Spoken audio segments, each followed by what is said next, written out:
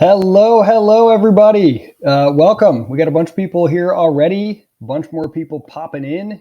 Welcome to how to increase partner engagement and grow partner pipeline by 26%. That's right. If you do what you hear about today, you will grow your partner pipeline by exactly 26%, not 25, not 27.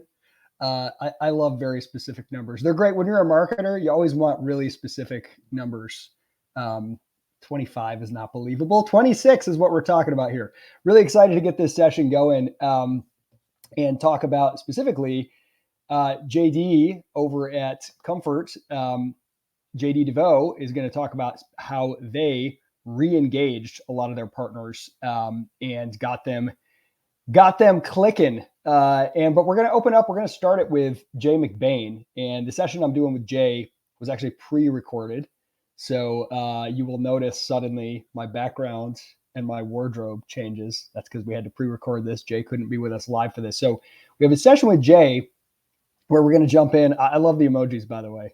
Anyone who has ever done any of these Partner Hacker events that I've been a part of knows that I need emoji reactions or I start to feel really insecure. So keep them coming. That's the feedback for me. There we go. I love it. So before we jump in with Jay, we're going to have a couple like poll questions, a couple questions in the chat throughout. So I want to start. We have a poll. Hope you can make that poll live. I want to know what CRM everybody is using. So that's the first poll question. We'll have some more fun, playful ones coming up as well. And then I want to ask in the chat, just answer in the chat, what is your top challenge in partnerships? I really want to hear like just your top challenge, just number one. I know there's a million challenges and it's like, partnerships is like doing 10 different jobs at once. How do you even pick? But just right now, just today, what is your number one challenge in partnerships today? Maybe I'm catching you on a good day or a bad day. So here we go. Reseller partner recruitment. Nelly, you're in the right place. We're going to talk all about resellers and some of the successes that JD had. Yeah, absolutely. HubSpot and Salesforce, Jared. Yes, I'm also one of those, HubSpot and Salesforce. Aligning targeted customers, launching, okay? Getting channel managers and channel partners on the same page, getting the attention of the biggest SIs. That's interesting, John. We're in Jay's session. He's going to talk a little bit about how do you go find those partners? How do you get those? How do you get their attention? Where do they live and how can you get in front of them? Getting more resellers. Yes. Reseller partner recruitment. Yes. Y'all came to the right place. I say y'all, I'm from Michigan, but I've lived in the South for like 15 years. So y'all has happened to me. What can I say? I guess it's better than yins. Do we have anybody from Pittsburgh here? Any yinsers? That one's got to be the worst. Y'all seems elegant by comparison. Okay, enough throwing shade. We got some great stuff in here. Driving revenue via referral partners, driving revenue. It sounds like here we go. Here are our themes. How do I get more partners? How do I get those partners active? And how do I get them to drive revenue? Very good problems, very logical problems to have, especially in this market. It's not enough to just have a bunch of partners just for the heck of it. We got to be driving results. So excited to get into this. Okay, Pittsburgh is the best. I'm throwing shade, but I actually really love Pittsburgh. Time to revenue as well. Okay, so the poll. Oh, I got to vote on the poll as well. Okay, there we go. I hope that'll let me see the poll results. We got actually a lot of HubSpot in here. That goes along with the theme of a recent Partner Up episode about HubSpot is coming to eat Salesforce's lunch.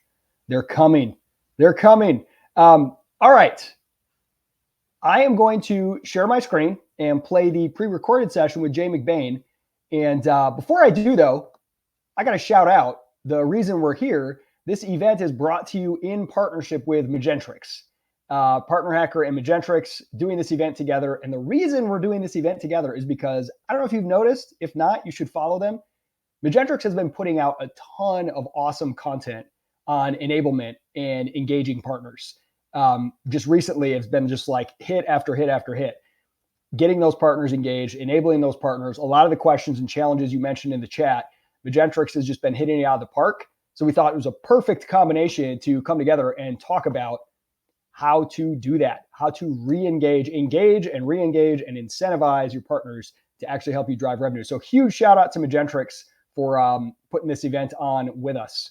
All right, with that, we're going to turn to Jay McBain, and we're going to kind of start at a high level, talking specifically about resellers, because JD, who we're going to talk to next, and then Jared will come on for the final session as well. JD, their program at Comfort is primarily a reseller program, and we're going to kind of get into the weeds of how they activated and reactivated those partners. So Jay McBain's going to sort of set the stage at the 30,000 foot view about resellers, the role that they play in SaaS, and how that role has been evolving over time. So here we go. Sharing my screen, and we should be good to go. Jay McBain, the partner prophet himself, I want you to help us get a sense for kind of like, how big are we talking about? What is the impact of resellers, kind of on the economy as a whole? And then we can drill down a little bit into the SaaS space in particular and others. But give me like the lowdown on resellers. What are some of the high level kind of facts and data you have about the role that they play and maybe where that's trending? Yeah, absolutely. And we're going to talk about the tech space here, but we know that 75% of world trade goes indirectly. So a car dealership is a reseller. A retailer of TVs is a reseller. We know that a grocer is a reseller. So every part of your life connects to resellers. But in the tech space, it's really large. 73.3% of the $5 trillion that businesses and governments spend on tech goes in and through and around resellers. So it's a very, very big part of the market. There are over 500,000 companies out there around the world that collect money on behalf of customers and then on behalf of the vendors, and there's distributors that sit in the middle. So it's a really big market, and it's one that's been around really for just north of 40 years. So what do most people get wrong or misunderstand about resellers? Because when I hear resellers, I don't think SaaS, right? So like this is something that's kind of, people talk about partnerships in SaaS, and there's integration partners and solution partners, and maybe there's some referral partners. Does the reseller, segment, is that relevant to SaaS companies? Yeah, I think the thing that most people get wrong is resellers are more value-added resellers. If you heard the word VAR, and then what does that value actually provide? Because in the kind of the modern partnership ecosystem space, we talk a lot about the 28 moments that come before vendor selection. We talk a lot about the procurement area and all of the assistance required at that point. And then obviously in subscription consumption every 30 days after that. In the traditional sense, resellers have always shown up before the point of sale, during the point of sale, and after the point of sale. In the olden days, it wasn't to get a renewal, it was to get them to buy your product again, 3 years later, and obviously keep customer satisfaction. But it wasn't defined as such. But resellers do all of those motions, but they're defined by their ability to collect money on behalf of a vendor. So when we talk about SaaS, for example, there is a reason we don't talk about resellers first, because only 20 to 30% of global SaaS today is resold. And a lot of that, by the way, is more traditional, like Office 365 and some of the more bundled solutions in the past, like Adobe solutions and stuff that now have become, subscriptions sold through the same partners that used to sell the boxed software, licensed software. So the modern SaaS stack, like big companies like Salesforce, is pretty close to all direct, other than parts of Asia Pacific, and they're going to grow about 10% over the next few years indirect. But the point is, they got to a company size bigger than SAP, more valued than Oracle, by selling direct. But at the same time, they're recruiting 500,000 partners. Not resellers per se, but obviously partners that participate in that customer journey. And then other companies, ServiceNow, Workday, Marketo, NetSuite, all across the platforms. We don't hear a lot about resell to these new buyers, CMOs and CROs and stuff like that. It tends to go through marketplaces. It tends to go direct and things like that. So that's the once in a generation shift that we're going through right now between resell and more non-transactional partners. And we're trying to disconnect all the value of partnering from that point of sale where it's been really positioned for 40 years to the point of value, and hundreds of points of value that a partner provide along the way. And if we can do that at scale, now, we have a further, a more full view of the partnership ecosystem. Is that adding friction? I'm kind of thinking from the customer standpoint of, if I've got a service provider coming to me and they're helping me set some stuff up, and then they're like, okay, now you have to go buy these 3 things. Like, is there a chance for maybe some of these SaaS products to go that bundled route a little bit more, or at least say, hey, here's this bundle and you're going to get 1 year of this and 1 year of this and whatever. And then maybe after that year is up, the renewals are done directly. Have you seen anything moving in that direction? Or do you think that this separation of the transaction from the partnership is here to stay? Well, I think it's here to stay. So we don't really call it bundles. We call it more layers. The average infrastructure deal today, for example, in the cloud is 7 layers on average. That's what a customer will buy. Not only do they buy from AWS or Microsoft or Google or Alibaba, they'll add security and compliance and data and automation and maybe some AI and other things to create a 7-layer stack. Exact same thing happens in SaaS. The average App Exchange deal at Salesforce is 7 layers deep. The average HubSpot deal is 7 layers deep. There's 11,039 ISVs in marketing that can wrap around HubSpot. So the average solution is 7 layers. I don't exactly call that a bundle, but it calls, that's kind of the co-innovation answer to solve the customer's problem. And so in this world, and the average security deal, by the way, is 7 layers deep. So I don't want to broad stroke all of SaaS, because all of the security, and there's 4,300 security companies that sell through a SaaS model, but 78% of it is sold indirectly. Unlike the 20 to 30% of other SaaS, security is almost all through the channel. And if you're one of those companies, what makes that, why? What's unique about security that makes that so much more attractive? Well, first of all, security is sold to an IT buyer. 75% of SaaS today is actually sold outside of IT. A sales buyer buys a CRM, a marketing buyer buys marketing automation, a customer success buyer. So they all buy HR, operations, finance. They buy their own software and they build their own stack of 7 layers, and they're business managers, but they're spending 51% of their time now on tech. So whatever line of business they're in is, takes up less than half their time now. They're really building tech stacks, and the IT department acts like the federal government. Kind of the compliance, the kind of the regulatory, the governance, the security, everything wrapped around it to make sure that we're not siphoning off customer data or have exposures in that stack, because we can't expect a marketing leader to be a deep expert in security. So when the IT buyer, or in a bigger company, a CISO, a CTO, a CDO, others get involved as part of the committee, they start injecting their intelligence. But forever, for 40 years, they bought their servers, they bought their PCs, they bought their firewalls, they bought everything, their networking. They bought it indirectly. So that's the motion that they favor based on history. Whereas the new buyers, they don't have any legacy way, and they would rather go in and, in a couple of years, the majority of buyers are going to be millennials. So digital first, they're in a marketplace, for example, piecing together those 7 layers themselves. And they're okay with, transacting in that way. So let's say you are a company in the kind of IT InfoSec space, and you have kind of like a small early stage partner program. Who are some of the role models you would look to? If I'm running that program and I'm saying, okay, we really got to work this. If in my industry 70% is being sold in this way, how do I get this off the ground? Who am I looking to as the role models? Yeah, and by the way, 78% is a global number.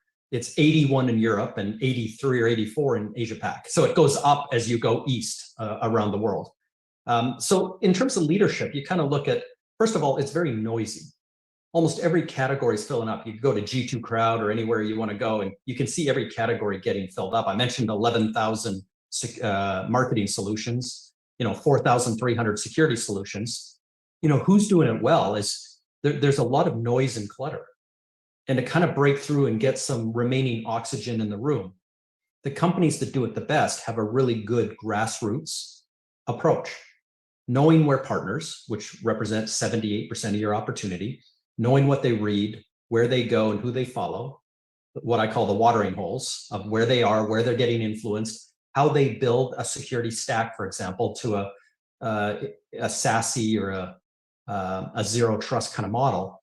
That's where the intersection is. And that's a very affordable place at these smaller events. It could be in a podcast, it could be in a smaller magazine. I mean, there's 14 spheres of influence. The companies that are growing the fastest, for example, in security, are actually measured the most visible and the best execution at a community management level up.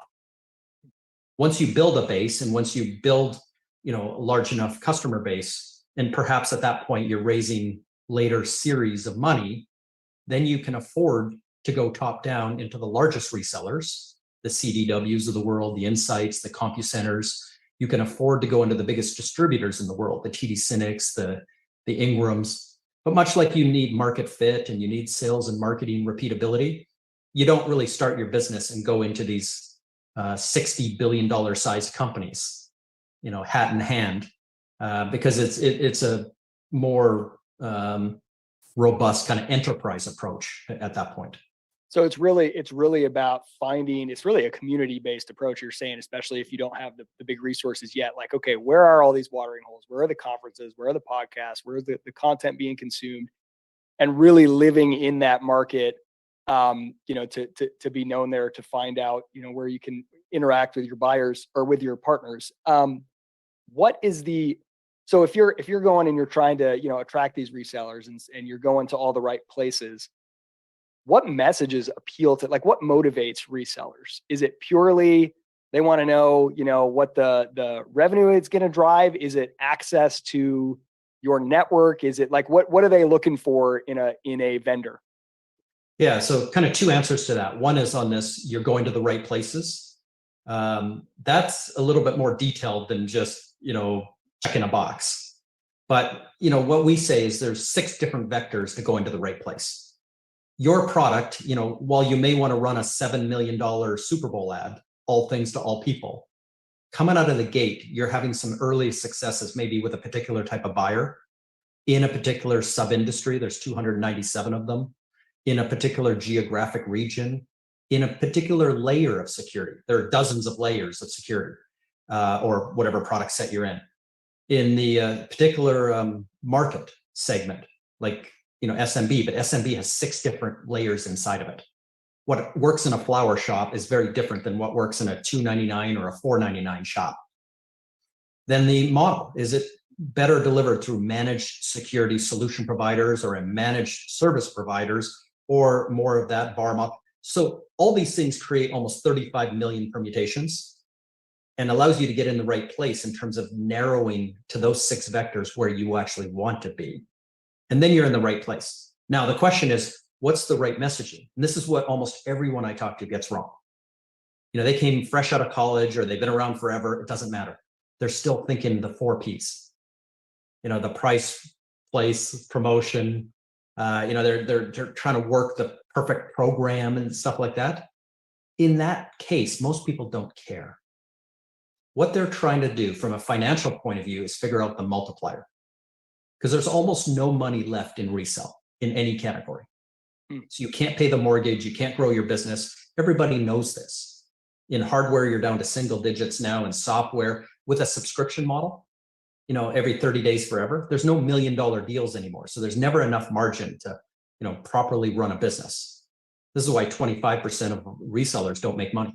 The next 25% struggle month in, month out, because the multiplier is the $6 that every dollar of product kicks out. And if I can figure out all the services, consulting, design, architecture, procurement service, provisioning services, integration, implementation, all of the ongoing security services, if I can figure out what wraps around that and find my way to 200 or 300% of the deal, that's where the money is. That's the value add part of reselling. That's the value add part of regular partnering, is finding out where the adjacent opportunities are. And that's the conversation to have now, is not how much margin you're giving out or how much your new customer bonus is or your market development funds, what 1% that you kick out for that. That's just all plumbing. What really want is this a fast growing part of the market? Is this something that I should spend time certifying, building competencies, building a practice at my business around? Is this a train that I want to hook my caboose to? And are you the right vendor that's going to take off the fastest from this train station and pull me along and get me access to a really fast growing market where I can take a leadership position? That's the conversation in the elevator pitch. Man, that's so huge. It's kind of counterintuitive if you're coming from a very, very product centric, like, okay, especially like if you've been steeped in PLG, we got to make sure that the product it's just self-serve and it just handles itself. This is almost the opposite for those partners. They want to know a lot of change management is going to be required on the part of our buyers. There's this is a long-term relationship. It's not just a transaction with a kickback. We're talking about them building something in, our customers building something into their process that's going to need help from you and add-on services. So the ability to articulate and paint that vision and show people who have done it and who have built businesses on top of your ecosystem. By the way, I feel like we should always have a drinking game when you talk, which is every time you recite a very specific number just off the top of your head, it's like the percentages, like this many watering holes, this many moments. It's amazing. It always blows me away. So I'm gonna ask you one final question because you always have some good predictions. Give us a prediction for next couple of years in the reseller space. Anything you see coming?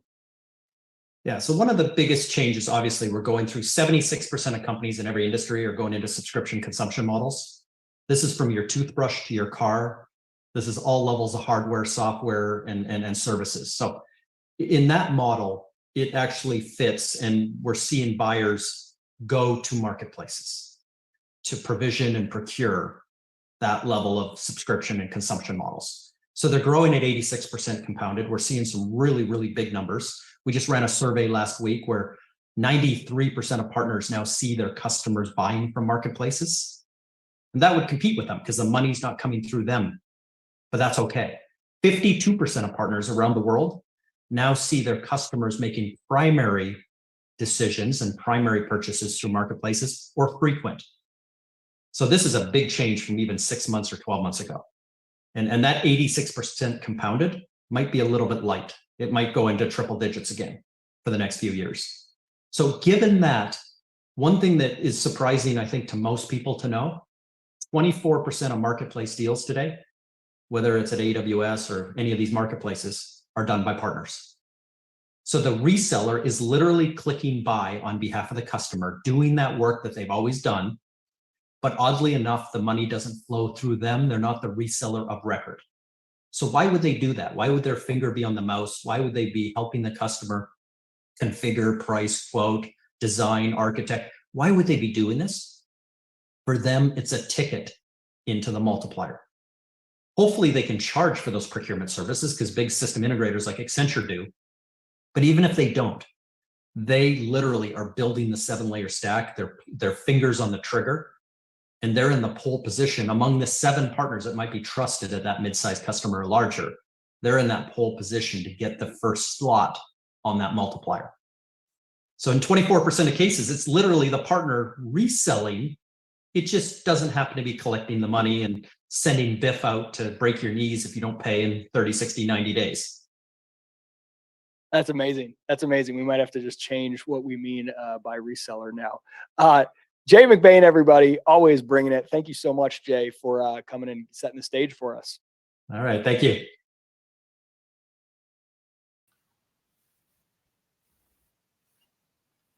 All righty. Can you guys hear me again? I think we did this transition smoothly. Okay. I saw some emojis. That means we are good to go.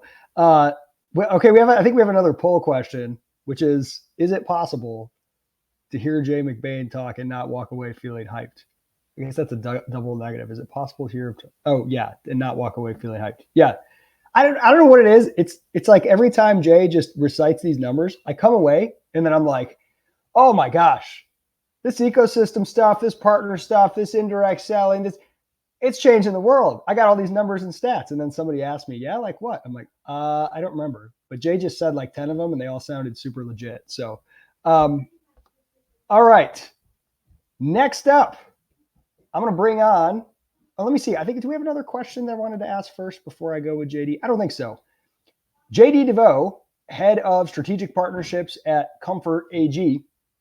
He's going to tell us the story about how they incentivized and really re-incentivized partners when they were kind of not getting the results that they needed from their program, what they did to drive that 26% number that I mentioned before. So, JD, how are you? Hey, what's going on, Isaac? How are you? Great. Let's give some emoji welcome here for JD. It's mostly for me, really, because I need to see those. It's There for we you. go. There we go. It's for me. So I would love to just start with, like, when did you first realize, was there a point or a change in focus or something that made you realize, like, hey, we got to do something to re-engage our partners, to reinvigorate our program? Was there specific indicators you were looking at that made you come to that realization? Well, let me reset a couple of things too. So the company I represent is Comforta AG, not Comfort AG. We don't. I know we talked about this. It's hard This to is hard this to is know when we should embarrassing because leave. you this is Yeah. embarrassing because you said it already to me before. Well, So it's the name too, and no, we don't sell pillows or mattresses. That's a lot of what people think initially when they see our company name. So we're in that cybersecurity space that Jay McBain just talked about. He said there's a lot of noise. That's completely true.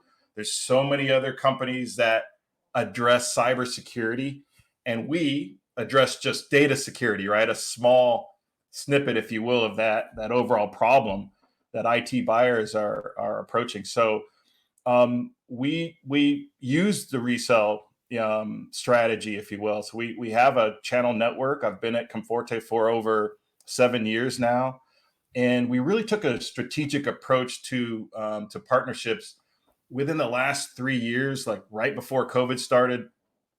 We really looked at partnerships and just made it a focus to go to market that way rather than our previous approach was working with technology alliance partners and waiting for technology alliance partners to pull us into opportunities, but having a focus and a strategy and then a program behind it to scale up and enter a different market is what we did.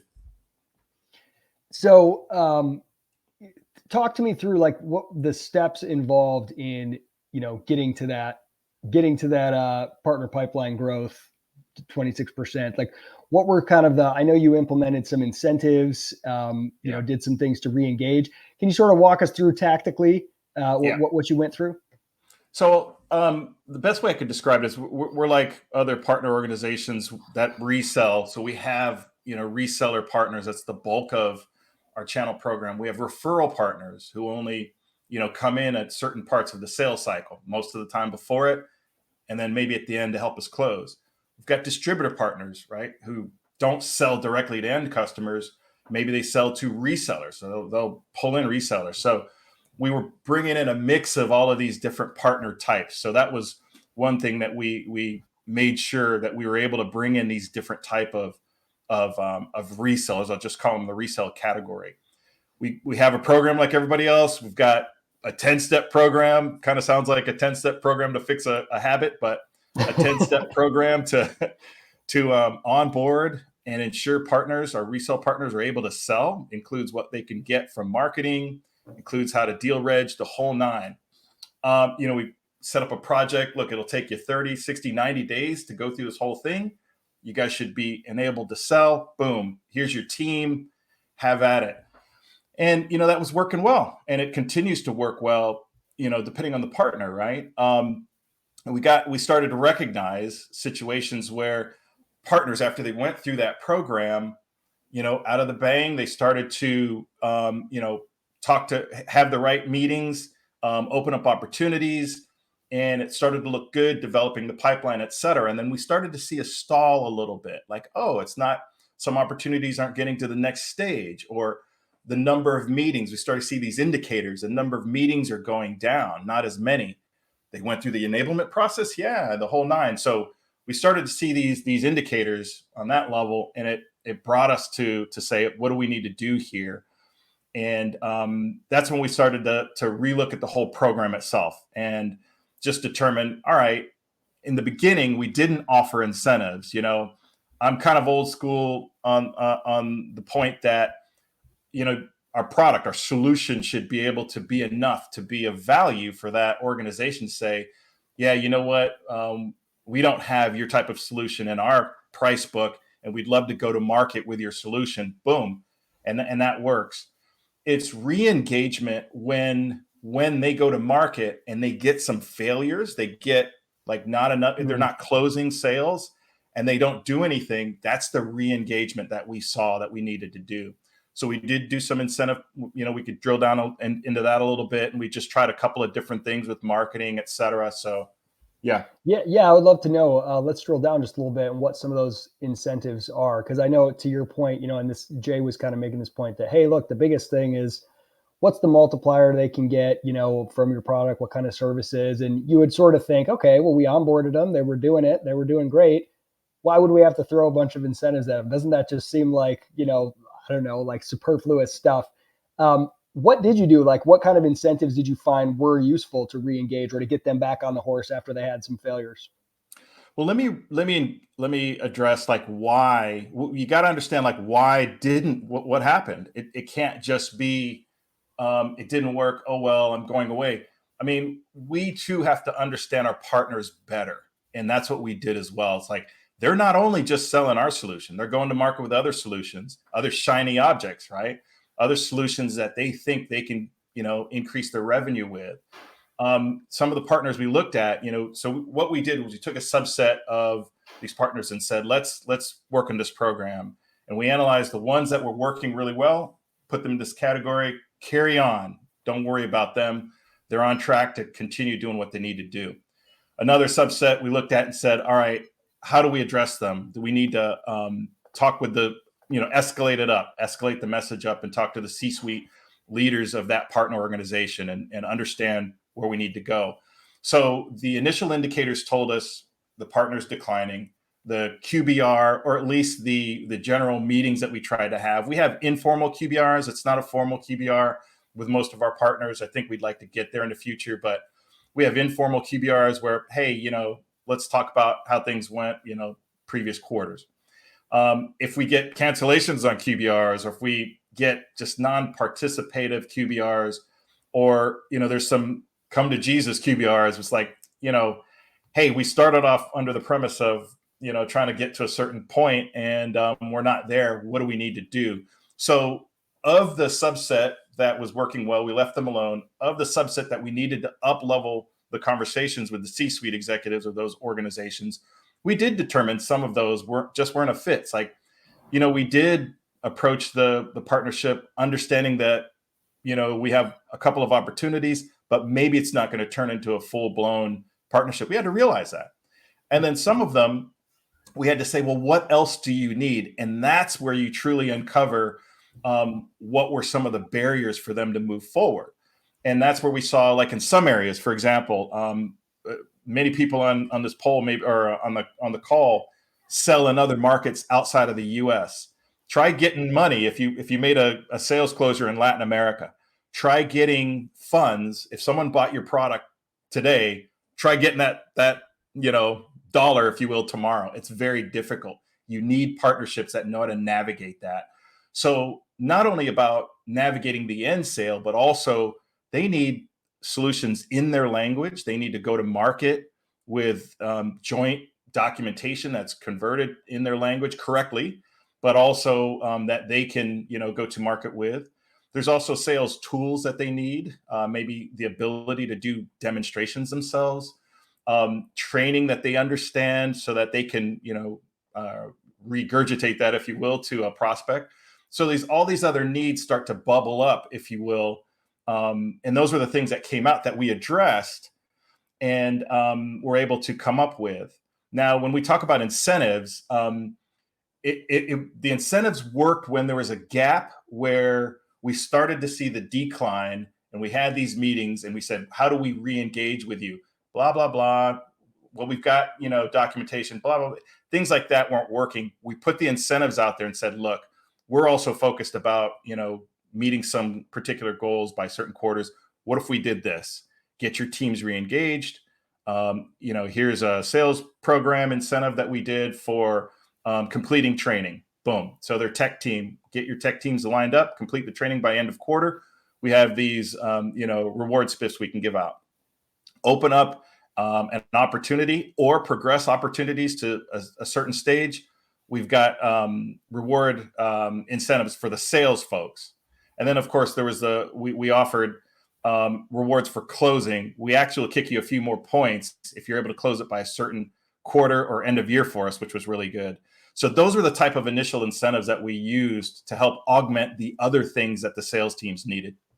I love that. I think something really key in here is it's not that you just looked at your ecosystem and said, oh, we've got some partners that are kind of falling off. They're not doing very much.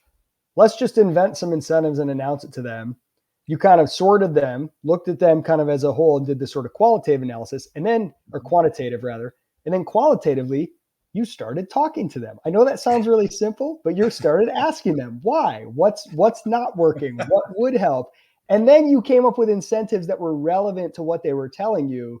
That's just such a huge step that's easy to miss out on because you want to do it all at scale and you just want to impose it down on everybody and say, okay, they're struggling. Let's just come up with something and throw it out there. But I think that key step of talking to them, finding the ones who are struggling and asking them why is huge.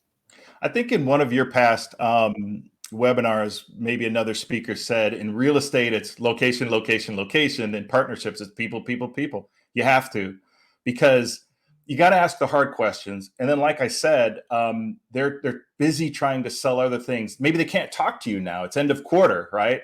They're focused on, whatever revenue targets they're trying to meet. Sometimes it's not personal, right? I have some channel managers that are really on it, that are like, let's get this done. They haven't spoke to me in 4 days. I'm out of here with this. It's like, okay, hold on. Timing, attention, and then these other things that you can do. And even in another conversation I had with another team member outside of this, it's doing different type of events. So incentives, events, things you could try to do to bubble up your company's name to the top of their mind share is really what we're trying to do. So we have a couple questions in here specifically on the incentives.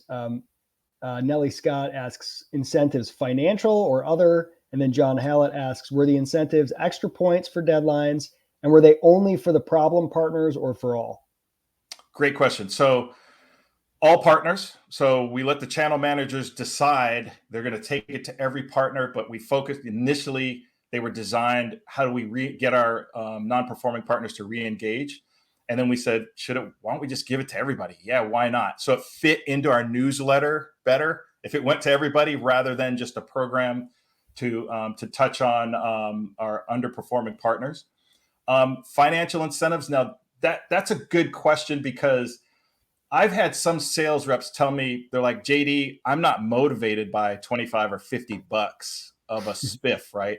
We want, our solution's an enterprise solution, kind of like what Jay said during his talk. We talk to IT buyers. So it's a larger item. It's a 6-figure, potentially 7-figure item. The sales reps are motivated if they get more points off of that as a discount than a, $25, $50, $100 spiff. But with that said, the ones that are, the people that are motivated by those are the technical teams, the SDR teams, the internal influencers of the partnership that have great relationships with end buyers. They're the ones that are influenced by, heads of those departments tell me, JD, what you want to do is you need to give us incentives in order to get my whole team to attend your webinars, your training. Okay, done deal.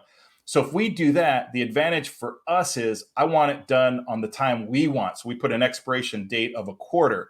That way it's not a forever incentive. Do it when you're ready. We can get them up to speed that matches, our revenue targets, if you will, per quarter or per whatever it would be. So hopefully that answered the question that was in the no, I love questions there. So we're going to bring Jared on to talk about, you mentioned, which partners do you focus on? And, looking at the troubled partners, I know Will Taylor has talked about, forget the 80-20 rule. You got to focus on everybody. And Jared's like, no, you're totally wrong, Will. So Hope, you can bring Jared on stage whenever you want to. As he's coming on, I'm going to ask one more question in the chat here, just out of curiosity, because when you're talking about managing, looking at all your partners and figuring out who's doing well, what partner tech tools does everybody here use? Like, what are you using? I'd love to just see in the chat what all the different, there you go. Hope's got the question. What partner tech tools are you using today? So Jared, we love to hype up controversy here and, have real or imagined battles. This idea of focusing on sort of the long tail of partners who are maybe not doing as well, or they're, versus let's just focus everything on the top 20%, top 10% of partners who are doing really well. I want to hear your take, and then maybe you can illustrate, with a story from some of your past efforts on that. And maybe there's some disagreement. Isaac, how much time do we have? How much time do we have? We have 18 minutes, Jared. Okay. Because last year I gave a presentation at Supernode about the emergence of systems, and ecosystem is a more mature business system that's kind of emergent, where companies are kind of interdependent and they rely on each other. But there's this thing that happens in the emergence of systems is other things get disrupted.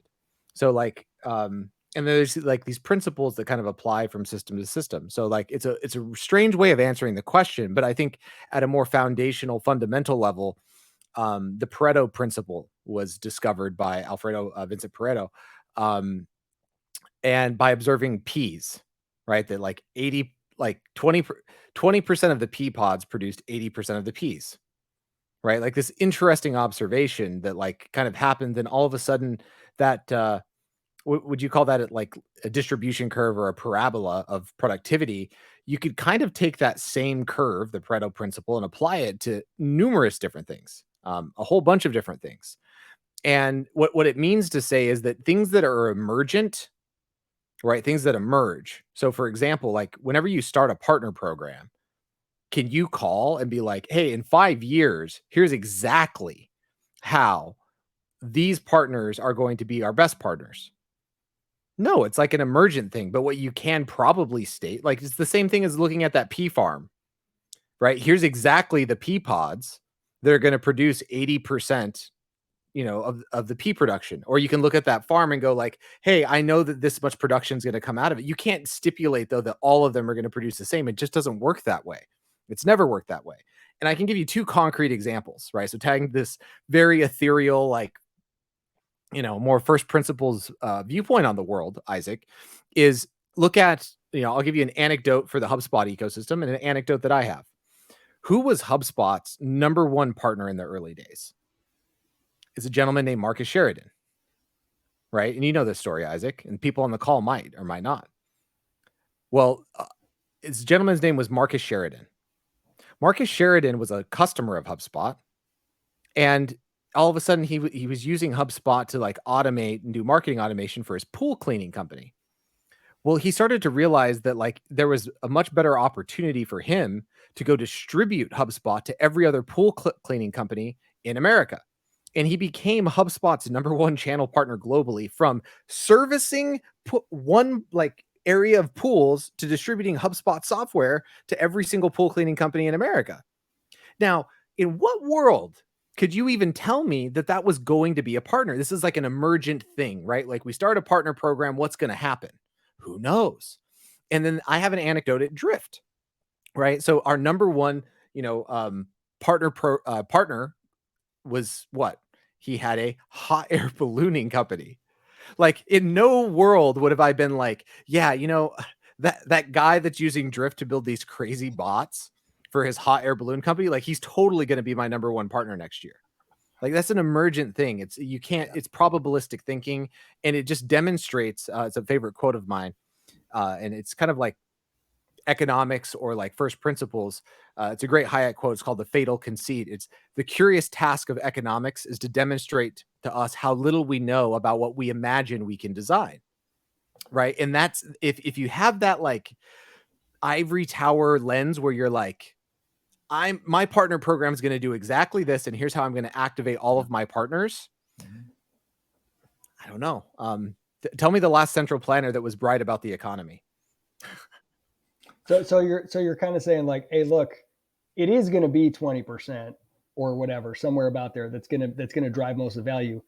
But the danger with focusing myopically on that is you don't know who's going to be in that 20%. You don't know which. Yeah, I would say that's the thing that is more true than is the 80-20 rule right or wrong, right? So I think that's the nuance. So like when I say Will's wrong, I'm not saying that like the 80-20 rule is some like thing that like you have to figure out. The point is that 80% of your partners will be unproductive. Like you're not going to be able to unfix that. But to state, right? Do you know which 80%? Not necessarily, right? So it's a trap both ways, right? Okay, so you're gonna pull the audience. So let's see what the audience says. I've got some commentary on that as well. Sure, Speaking from a buyer's perspective, I'm not a buyer, but buyers that we talk to, some buyers tell us, hey, I've moved from partner ABC, reseller ABC that we're talking with, and I now buy from partner or reseller XYZ. So they're still doing the transaction, they just shift. And that might fit into what you're talking about. Different players come and go in that 80-20 area. But that's what it is, right? It's a shift. We got to understand where are people buying, right? 100%. Yeah. So how do you think about there's like the rescue effort, okay, we got to go get these partners. And you mentioned something, JD, when you looked at, partners that were kind of falling off. Some of them you decided this doesn't really make any sense. Kind of making that decision. Like, I think that's a challenge. People I have found, I could be wrong about this, but people in partnerships, people who are attracted to partnerships, they tend to be very helpful personalities, which is why so many Canadians are in partnerships. I'm convinced. And so the idea of, they're not like cutthroat, right? The idea of being like, okay, forget these partners. We're done. There's nothing there. Let's move on. That can be a hard thing to kind of like cut bait and say, this is not working. How important is that to be able to know when not to spend energy and attention on a certain segment of partners, and how do you make those decisions? Well, there's another quote that I think is appropriate here is if you can't explain you're dropping quotes like Jay McBain's dropping numbers, Well, I mean,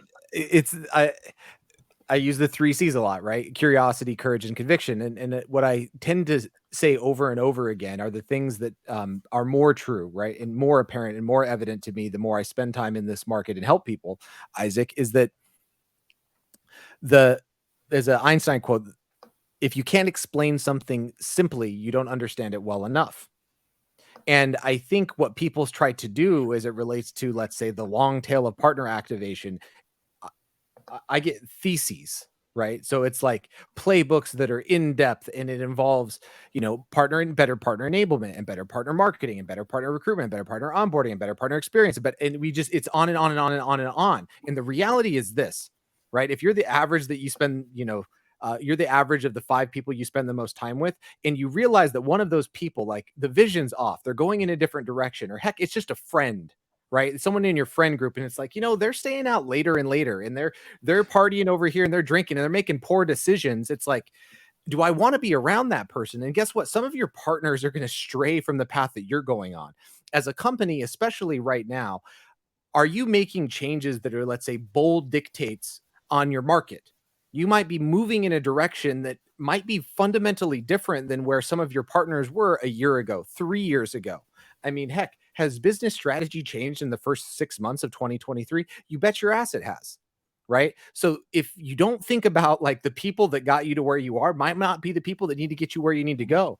I recall very vividly my first year at Drift, and Michelle and me grinding through onboarding and signing over 400 partners in the first year. In the third year, how many of those 400 that were we still working with?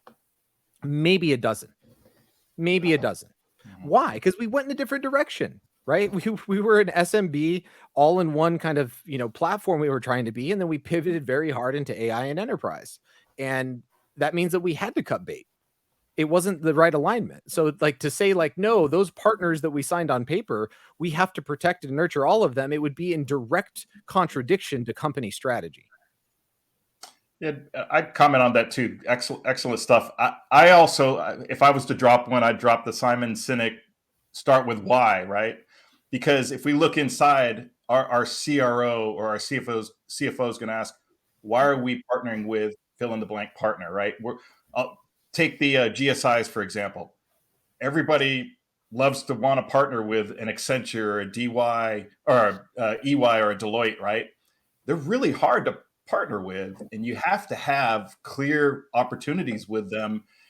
But their focus is what's in it for me. If you don't clearly answer how they're going to, increase their revenue or, satisfy their goals, it's just not going to work, right? And we started some partnerships where we were ambitious, like, no, here's exactly how we're going to do it.